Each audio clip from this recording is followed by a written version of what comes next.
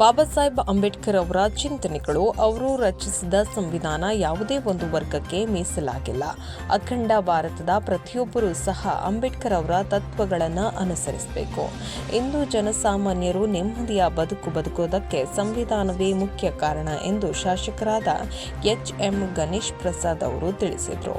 ತಾಲೂಕು ಆಡಳಿತದಿಂದ ನಡೆದ ಬಾಬಾ ಸಾಹೇಬ್ ಅಂಬೇಡ್ಕರ್ ಅವರ 134ನೇ ಜಯಂತಿ ಕಾರ್ಯಕ್ರಮದಲ್ಲಿ ಭಾಗವಹಿಸಿ ಮಾತನಾಡಿದ ಶಾಸಕರು, ಅಂಬೇಡ್ಕರ್ ಅವರು ಈ ದೇಶದ ಶಕ್ತಿ, ಜಗತ್ತಿನ ಜ್ಞಾನದ ಜ್ಯೋತಿ. ಅವರ ಸಿದ್ಧಾಂತಗಳನ್ನು ಪ್ರತಿಯೊಬ್ಬರೂ ಅನುಸರಿಸಿ ಸಮಗ್ರ ಭಾರತದ ಅಭಿವೃದ್ಧಿಗೆ ಕಾರಣವಾಗಬೇಕಿದೆ.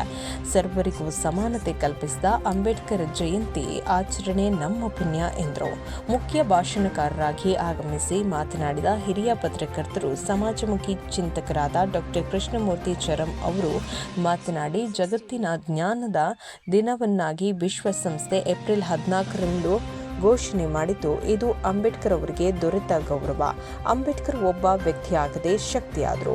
ಅಂಬೇಡ್ಕರ್ ಅವರನ್ನು ಒಂದು ಸಮುದಾಯಕ್ಕೆ ಮೀಸಲಿಟ್ಟು ಅದನ್ನು ಮುಂದುವರಿಸಿಕೊಂಡು ಬಂದಿದ್ದು ವಿಷಾದನೀಯ. ಅವರ ಹೋರಾಟ ಕೇವಲ ಒಬ್ಬ ವ್ಯಕ್ತಿಗೆ, ಜಾತಿಗೆ, ಧರ್ಮಕ್ಕೆ ಮೀಸಲಾಗದೆ ದೇಶದ ಪ್ರತಿಯೊಬ್ಬ ಪ್ರಜೆಗೂ ಅನ್ವಯವಾಗುತ್ತದೆ. ಆದರೆ ನಾವು ಒಂದು ಜಾತಿಗೆ ಮೀಸಲಿ ಮಾಡಿದ್ದೇವೆ. ಅಂಬೇಡ್ಕರ್ ಮಾತ್ರವಲ್ಲ, ಬಸವಣ್ಣ, ಕನಕದಾಸ, ಜ್ಯೋತಿಬಾ ಫುಲೆ, ಸಂಗೊಳ್ಳಿ ರಾಯಣ್ಣ, ಕುವೆಂಪು ಹೀಗೆ ಉತ್ತಮ ಸಮಾಜ ನಿರ್ಮಾಣಕ್ಕೆ ಕಾರಣವಾದವರನ್ನ ಜಾತಿಯ ಸಂಕೋಲೆಯಲ್ಲಿ ಬಂಧಿಸಿರೋದು ಎಷ್ಟರ ಮಟ್ಟಿಗೆ ಸರಿ? ಇನ್ನು ಮುಂದಾದರೂ ಈ ಚಿಂತನೆಗಳನ್ನು ನಿಲ್ಲಿಸಿ ಸರ್ವರಿಗೂ ಸಮಾನರು ಎಂಬ ಧ್ಯೇಯ ಬರಲಿ ಎಂದು ಹೇಳಿದರು. ಕಾರ್ಯಕ್ರಮಕ್ಕೂ ಮುನ್ನ ಗುಂಡ್ಲುಪೇಟೆ ಪಟ್ಟಣದ ಪುರಸಭೆಯ ಮುಂಭಾಗದಲ್ಲಿ ಮೆರವಣಿಗೆ ಹೊರಟು ಪ್ರಮುಖ ಬೀದಿಗಳಲ್ಲಿ ವಿವಿಧ ಒಂದು ತಂಡಗಳ ನೃತ್ಯ ಪ್ರದರ್ಶನ ನಡೆಯಿತು. ಕಾರ್ಯಕ್ರಮದಲ್ಲಿ ವಿವಿಧ ಕ್ಷೇತ್ರದಲ್ಲಿ ಸಾಧನೆ ಮಾಡಿದ ಸಾಧಕರಿಗೆ ತಾಲೂಕು ಮಟ್ಟದ ವತಿಯಿಂದ ಗೌರವ ಸಮರ್ಪಣೆ ಮಾಡಲಾಯಿತು.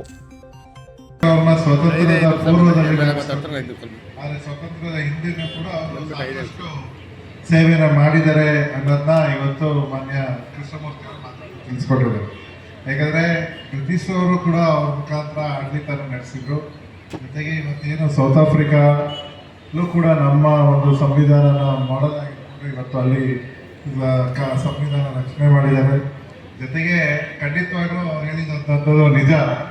ಇವತ್ತು ನಾವು ಎಲ್ಲರೂ ಅವ್ರನ್ನ ಸ್ಮರಿಸ್ಕೊಳ್ಳೋವಂಥದ್ದು ಆಗಬೇಕು. ಯಾಕಂದರೆ ಇವತ್ತು ಬರೀ ದಲಿತರು ಮಾತ್ರ ಸ್ಮರಿಸ್ಕೊಳ್ಳೋವಂಥ ದಿನ ಅಲ್ಲ.